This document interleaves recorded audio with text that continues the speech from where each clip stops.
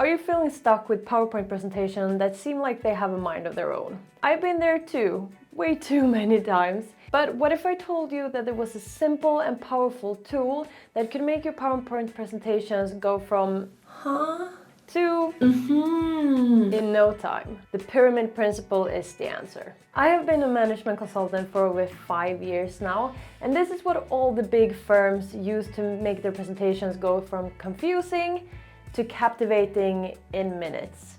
And the best thing is that you can learn it too. After these 10 minutes, you will also be a pro at the pyramid principle. In my job as a PowerPoint consultant, yes, that's exactly what I'm doing. No, in my job as a management consultant, I have worked a lot in PowerPoint. So basically, I think I am a PowerPoint consultant. Learning to use the pyramid principle is what actually, made it click for me. And I went from just creating singular slides to really incorporating storytelling and making nice presentations, like a full slide deck. And then actually getting the messages across, because that is incredibly important when you're working as a consultant and you maybe have 15 minutes or at most an hour with the people you need to convince of something. So you really need to be razor sharp in what you say, how you say it, and just to get that message across so that they understand it and that they can take it with them. The pyramid principle comes from the book The Pyramid Principle: Logic in Writing and Thinking by Barbara Minto. And it's a powerful approach to communication that helps structure ideas for maximum impact and clarity. So if you take just one thing with you from this video, start with the main message of the presentation. Begin your presentation with the key message. So imagine that this is the top of the pyramid. It's the point, quite literally, that you want to get across. It can be a recommendation, a decision that needs to be made, or just any kind of key point that you want your audience to take with them. So the example that I'm using in this video is that your employer has asked you to do some research on if your company should allow remote work or not. So what your main point then should be is that it should be a clear statement, something like the following. Recommendation to do a company-wide shift to remote work to enhance employee satisfaction and reduce operational costs. Using this statement, your audience doesn't have to wonder if you really recommend remote work or not. It is super clear that your recommendation is that you should allow remote work. The second thing you should do is to support your main message with sub-points. So below the main points in the pyramid, you should have your sub-bullets that supports your main point. They should provide context, evidence, or additional information that reinforces and expands upon the main point. So in this specific example, it could be 4 points about 4 quite separate topics.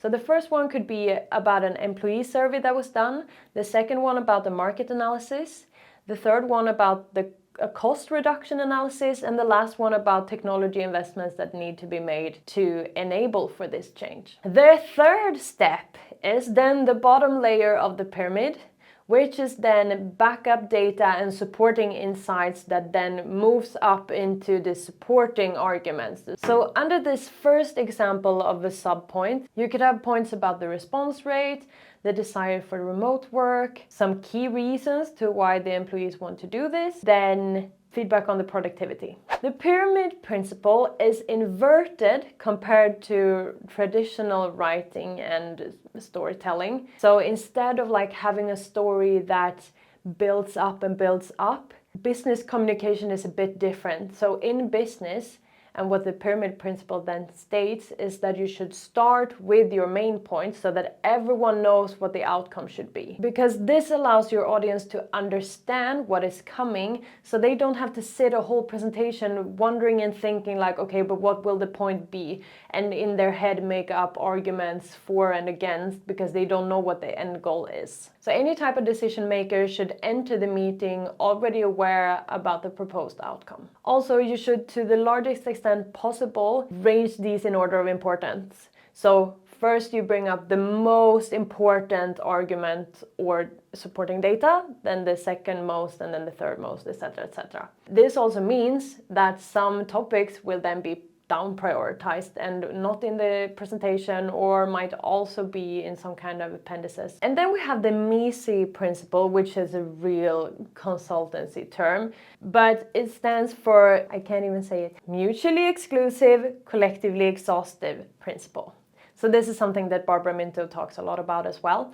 And that is that the topics that you list in your presentation should not have any overlaps. And that is harder in practice than what it is in theory. So if you look at the 4 different areas that I put up in this presentation, we have the employee survey, which is only about the survey, so what the employees think. Then we have the market research, which is then what the market and scientists say, so it's not overlapping.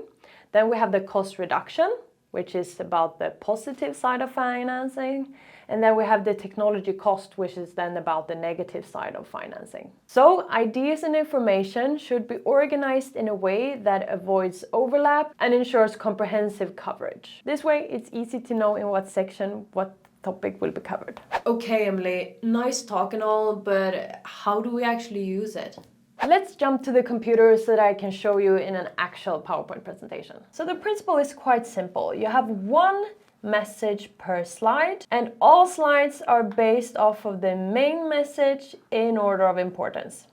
So what does that mean then? In our example, then that would mean that we start with a slide that says our main message here, and then we have the 4 sub-bullets. And then after that, you go through each of the supporting arguments in turn. But we have the main point in the beginning, we have supporting argument number 1. In this slide, we have all the sub-bullets, and then we have a slide for each of that supporting argument's main messages. And in these slides, then of course, you should have graphs and data and insights and whatever it is you need to support that point. But this is the whole principle. And either you sort it like this, so that you have the main point and then you have each section by itself, could be better for reading. Or you could also put these supporting arguments up at the top. So then you actually have a full executive summary of everything in the presentation before you go into each of the sub areas. And the cool thing about this now is that you now have full control over what you present. So if you have a 15-minute presentation, then just go ahead. You can just hide all of these slides. You don't need to look at them. You have everything you need to say in these slides. If you only have 1 minute, then you hide these slides and you only show this one. This is the real cool part of this, is that it's really simple to adapt how long or how short a presentation is. Maybe you just need parts of it, but everything builds up to the main point, so you can pick and choose whatever it is that you want. And another cool thing is that you can use the exact same principles, but for a slide instead. So you start with your main point, the top of the pyramid, even if this is a smaller pyramid. You start with your main point on top, then you have the subheaders as your supporting arguments, so the middle layer of the pyramid, and then under each subtitle you put the supporting data and insight and information and anything that you need to show why this is true. So that is then the bottom layer of the pyramid. The best thing with the pyramid principle is that it's not limited to PowerPoint presentations or presentation overall.